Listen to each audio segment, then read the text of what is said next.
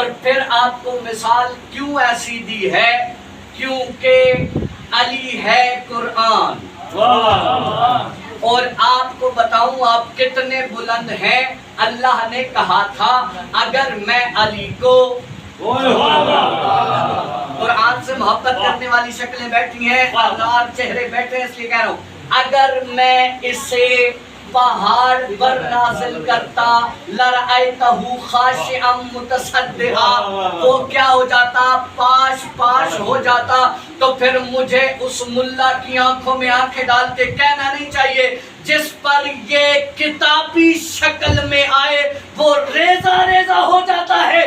پتہ نہیں آپ کی ماں کی طہارت کتنی ہے جن دلوں پر اللہ نے علی کی محبت عطا کی. وہ علی اور اس کی محبت کیسی ہے؟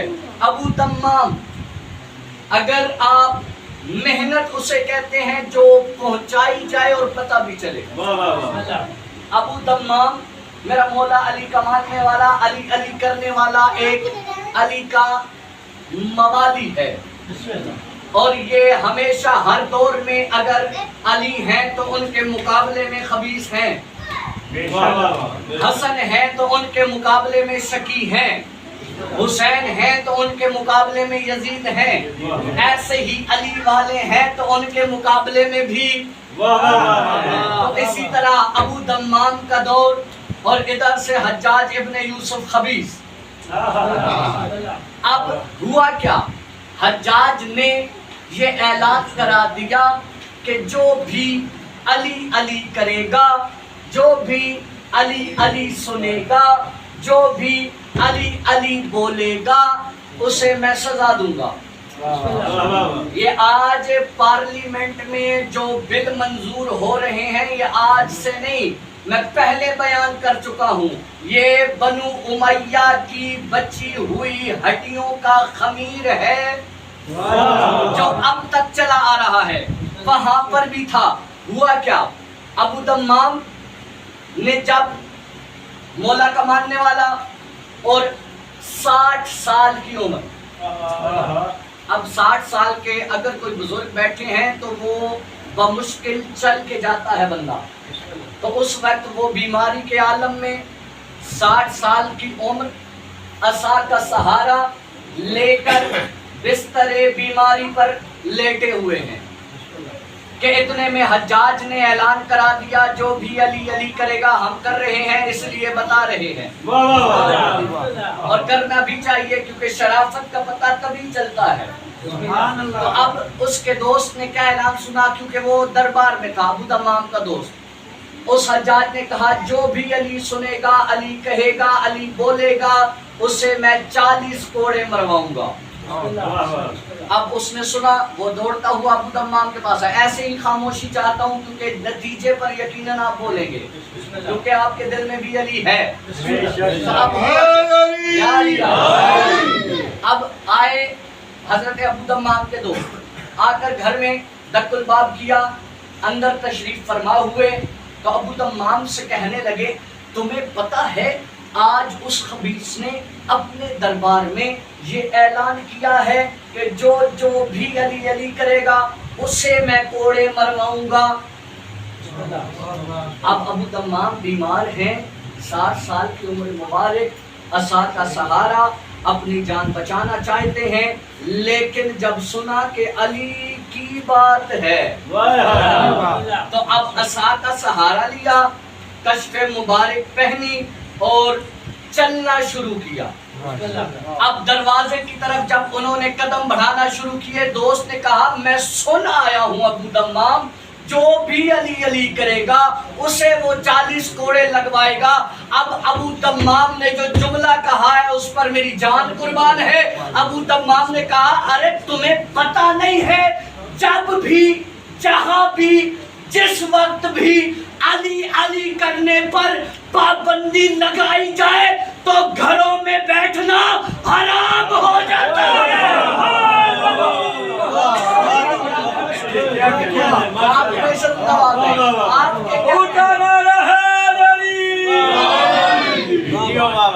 جہاں بھی علی پر پابندی لگائی جائے، گھروں میں بیٹھنا حرام ہو جاتا ہے۔ ابو دمام نے کیا کیا؟ سینہ تان کر علی کا شیر بڑا ہے دربار کی طرف۔ اب دربار میں گئے اور دربار میں جا کر کہنے لگے کہ ایھا الناس اعلموا، اے لوگو سنو، کیا کہنے؟ اللہ تبارک و تعالی نے فرمایا نہیں ہے بسم اللہ الرحمن الرحیم، یا ایھا الذین آمنوا اتقوا اللہ وکونوا مع الصادقین، یہ جو صادقین کا سردار ہے وہ میرا مولا۔ اب علی کے فضائل سنانا شروع کیے، کہا بسم اللہ الرحمن الرحیم، انما یرید اللہ لیذھب عنکم الرجس اہل البیت ویطہرکم تطہیرا، یہ جو پاک اور پاکیزہ اللہ کی طرف سے ہے میرا مولا علی ہے۔ اب یہ فضائل بیان کرتے جا رہے ہیں، ہماری سارے دربار والے سنتے جا رہے ہیں کہ اتنے میں اب حجاج کی طرف خبر کرنے والے دوڑے اور کہا تو نے پابندی لگائی تھی، یہ علی علی بھی کر رہا ہے، قرآن بھی پڑھ رہا ہے۔ کیا کہنے؟ اب جب اس نے سنا نا، اس نے کہا میں نے تو سزا بھی مقرر کر رکھی ہے، جاؤ اور اسے کوڑے لگواؤ۔ اب انہوں نے کہا یہ بوڑھا ہے، 60 سالہ ہے، اسے کوڑے کیسے لگائیں، یہ تو مر جائے گا۔ ابو دمام نے کہا میں علی علی کرنے والا ہوں، تو ذرا اپنے کوڑوں کو آزما۔ اب ابو دمام کو گھاٹ پر لایا گیا، کوڑے لگانا شروع کیے، ادھر سے وہ کوڑے لگاتا جا رہا ہے، ادھر سے علی حق کی صدائیں آ رہی ہیں۔ اب جیسے ہی کوڑے پورے ہوئے، ابو دمام نحیفی ہے، زمین پر گرے۔ اب حجاج نے کہا تھا میں نے نہیں کہا تھا اسے موت آ جائے گی۔ اب یہ دیکھو نا، علی کی محبت میں مر گیا ہے۔ اتنے میں ایک دربار میں بیٹھا ہوا مولا کمانے والا لیکن تقیے کیے بیٹھا تھا، وہ بول کر کہنے لگا اے حجاج ذرا ابو تمام کے کانوں کے ساتھ، زبان کے ساتھ اپنے کان تو لگا، مجھے لگ رہا ہے یہ مرا نہیں ہے بلکہ علی علی کر رہا ہے۔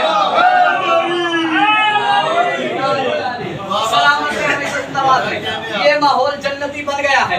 اب جیسے ہی سنا نا تو اب ابو دمام کہہ رہے تھے علی حق ہے، علی حق ہے۔ اب اس نے کہا کہ اسے 7 تن سے جدا کرو۔ ایک بڑھ کر آگے کہنے لگتا آج کی رات ہی اس کے پاس ہے، جتنا تو نے اسے نچوڑ دیا ہے یہ صبح تک خود ہی ہو جائے گا۔ اب ہوا کیا، ابو دمام نکلے، سہارا لوگوں نے دیا، دربار سے گھر میں لے کے آئے، بستر پر لٹایا۔ اب بھائی نے کہا تھا کیونکہ پیغام بھی دینا ہوتا ہے، یہاں پر میرے بارے میں مولا فرماتے ہیں کہ اے میرے ماننے والوں صلوات پر محمد والی، اس محلے کو سمجھ آ رہی ہے جناب؟ ساتھ بولتے آئیے گا تاکہ جواباً پتہ چلے کہ آپ بھی سن رہے ہیں۔ اب ہوا کیا، ابو دمام اپنے بستر پر، اور میرے مولا کا وہ جو فرمان ہے، میرے مولا فرماتے ہیں جب بھی تم تنہائی میں ہو اور یکو تنہا رہ جاؤ، بستر پر لیٹ کر مجھ سے جب کوئی بھی تم سے نہ بولے، تم مجھ سے بولا کرو، مجھے اپنی حاجتیں بیان کیا کرو، میں 2 کام کروں گا۔ اگر میں کسی انسان کے پاس جاؤں وہ میری مدد تو کرے گا، لیکن جہاں پہ 4 بندے دیکھے گا وہاں پہ بیان بھی کر دے گا۔ میرے مولا فرماتے ہیں ہم تمہاری 2 چیزیں کریں گے، تمہارا بھرم بھی رکھیں گے، تمہاری بات بھی مان لیں گے۔ اب ہوا کیا، ابو دمام میرے مولا علی سے مخاطب ہو کے کہنے لگا یا علی، اس خبیث نے پابندی لگا دی ہے لیکن 1 رات اور مل جائے، یا علی 1 رات اور مل جائے، کیونکہ اس نے مروائے ہیں مجھے کوڑے، وہ سمجھ رہا ہے میں مر جاؤں گا، لیکن میں اس کے ماننے والا ہوں، جو ٹھوکر سے مردے کو زندہ کرتا بے شک، واہ، واہ، واہ، ہے. واہ. یعنی مجھے ایک رات اور مل جائے تاکہ دمام جا کے پھر علی علی کرے. واہ، واہ، واہ. اب جیسے یہ کہا نا، پھر آپ نے یہ بھی واقعہ سن رکھا ہے کہ وہ حاضر بھی ہو جاتے ہیں. واہ، واہ، بے شک. اب جیسے میرے مولا امام زمانہ نے وہ انار والا واقعہ سن رکھا ہے آپ نے، اسی طرح اس کے دور میں میرے مولا علی ابن ابی طالب سامنے آ گئے. اللہم صلی اللہ. اب آ کر کہا کیا کہا، اے ابو تمام بلا رہے ہو اور ایک رات مانگ رہے ہو. آئے آئے آئے. سبحان اللہ. ابو تمام مان بلا بھی رہے ہو اور مان بھی صرف ایک رات رہے ہو. جیسے ابو تمام نے دیکھا اب مالکوں کے نوکر بھی بڑے ہوتے ہیں، واہ، واہ، واہ. تو ابو تمام نے کہا مولا آپ ادھر آ گئے، کیا ہی اچھا ہوتا آپ اس خبیث کے دربار میں آ جاتے اور وہاں پر آ کے معجزہ دکھاتے. تو پھر اب بڑے ہیں نا وہ، تو انہوں نے جواب دیا ابو تمام تم ایک مرتبہ بھی جب تم علی حق کہہ رہے تھے، تمہیں کوڑے لگ رہے تھے، تم ایک مرتبہ اپنے دل سے یا علی ادرکنی کہتے، میں وہاں پر بھی آ جاتا.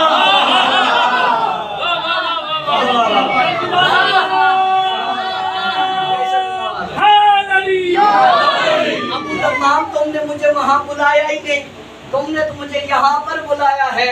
اب میں آ گیا ہوں، اب میں آیا ہوں نا تو پھر علی کی کریمی دیکھ، کیونکہ علی حسین کا باپ ہے. آئے آئے. تو اب مجھے بتاؤ تو صحیح تمہیں کوڑے کتنے لگے؟ کہا 40.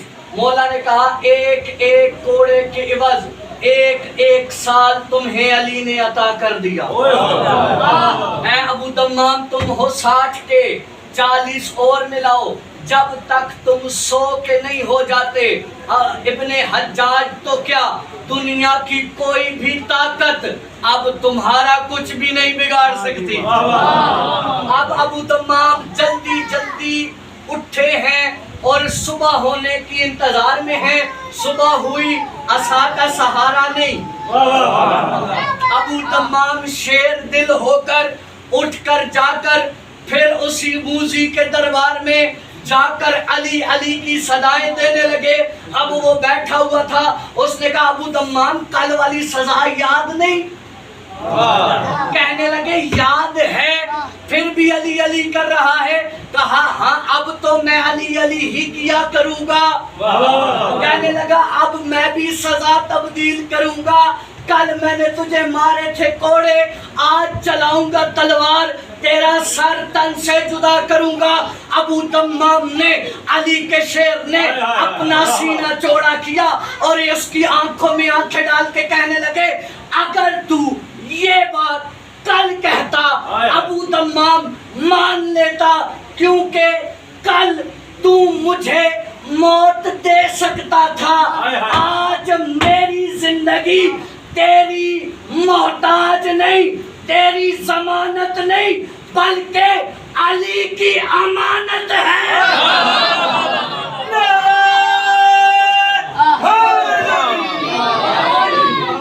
آج یہ زندگی کیا بات علی کی امانت ہے. اور اپنا معیار ہے کہ اپنی گفتگو کا اختتام قرآن کی آیت پہ کیا کرتا ہوں، کیونکہ مجھے حکم ہے شہنشاہ وفا حضرت عباس کا. تو اب عباس کون ہے؟ علی کے اس شیر دل بیٹے کو عباس کہتے ہیں کہ حسنین کریم کی وہ عزت ٹھہری کہ جن کے لیے جبرائیل جنت چھوڑ کر آئے، کبھی چکی چلانے آئے، کبھی حسنین کا جھولا جھلانے آئے، اور کبھی حسنین کا درزی بن کر آئے. تو پھر حد نہیں ہو گئی حضرت عباس کے مقام کی. جو حسنین کریمین کے جوڑے جنت سے آئیں انہیں میرے مولا حسین و حسن کہتے ہیں، اور جس عظیم کے جوڑے سیدہ اپنے ہاتھوں سے سیے اسے حضرت عباس کہتے ہیں. اب ایک جملہ کل ہم اپنی محفل میں بیٹھے ہوئے تھے. میرا ایک دوست ہے سبت الحسن، اللہ اس کی بھی زندگی کرے. وہ مجھے کہہ رہے تھے کہ سید میں بچپن سے سنتا چلا آ رہا ہوں کہ حضرت عباس نہر فرات پر گئے تھے، چلو میں پانی لیا تھا، ہائے ہائے ہائے یہ کیوں کیا تھا؟ ہر بات کی وجہ ہے یہ کیوں کیا تھا۔ اگر بات سمجھ آئے تو خدا را دعا لازم کر دیجئے گا۔ میری کوشش ہوتی ہے کہ آپ تک وہ باتیں پہنچائی جائیں جو کمال ہو۔ اب ہوا کیا؟ میں نے کہا اچھا تمہیں آج تک سمجھ نہیں آئی؟ کہنے لگا نہیں سید بالکل نہیں سمجھ آ رہی کہ اس کا بھی کوئی ذکر ہے۔ تو پھر میں نے کہا اٹھاؤ قرآن، کھولو کتاب خدا کو اور نکالو دوسرا پارہ، اور اس میں سورہ بقرہ آیت نمبر 246 47 اور 48، 246 47 اور 48، اس میں اللہ تبارک و تعالیٰ کیا فرما رہا ہے؟ جو سورہ 48 سے شروع ہو رہی ہے کہ فلما، بسم اللہ الرحمن الرحیم، فلما فصل طالوت بالجنود قال ان اللہ مبتلیکم بنہر فمن شرب منہ فلیس منی ولم یطعمہ فإنہ منی الا من اغترف غرفۃ بیدہ۔ خدا را غور کیجئے گا۔ اب ہوا کیا؟ حضرت طالوت اور جالوت کا قصہ ہے۔ اس میں طالوت حضرت نے کیا کیا؟ ایک پورے لشکر کو لیا، لے کر جالوت سے لڑنے کے لیے گئے، اور جا کر کرنا کیا ہے؟ ایک نہر آئی، طالوت نے کہا اے میرے ماننے والو، اللہ تمہیں آنے والی نہر سے آزمائے گا۔ اب حضرت طالوت کے لشکر میں تھے دو گروہ۔ حضرت طالوت نے یہ کہا کہ یہ نہر جو ہے نا، اس میں سے پانی تم نے نہیں پینا، اور کہا اگر کوئی پانی اس میں سے پی لے گا وہ مجھ سے نہیں ہوگا۔ اب یہ اللہ کہہ رہا ہے طالوت کی زبانی، اے لوگو جو پانی نہیں پیے گا وہ طالوت کے ماننے والا، جو پی لے گا وہ طالوت کو نہ ماننے والا، اور ان میں جو پانی کے گھاٹ پر اترے، اتر کے چلو بھرے۔ اب یہ آیت یہاں پر ختم ہوئی، اور اب مصداق نہیں ملا، کیونکہ طالوت کے لشکر میں دو ہی گروہ تھے، ایک نے پانی پی لیا، ایک نے پانی نہیں پیا۔ حسرت سے آیت طالوت کا زمانہ گزر کے دیکھتی رہی، اتنے میں عیسیٰ کا زمانہ آیا، دیکھتی رہی، موسیٰ کا زمانہ گزرا، دیکھتی رہی، رسول خدا کا زمانہ آیا، قرآن کی آیت دیکھتی رہی، علی ابن ابی طالب کا دور گزرا، قرآن کی آیت دیکھتی رہی، امام حسن کا دور گزرا، قرآن کی آیت دیکھتی رہی۔ اتنے میں 61 ہجری کو 10 محرم آئی، حسین کا ایک باوفا سپاہی جسے عباس کہتے ہیں، وہ اپنے گھوڑے پر سوار ہو کر نہر فرات کے گھاٹ پر پہنچے، گھاٹ پر پہنچ کر اترے، اتر کر پانی چلو میں لیا، لے کر پھینک کر دنیا کو بتایا جس کے لیے قرآن کی آیتیں اترے اسے عباس کہتے ہیں۔ کیا کہنے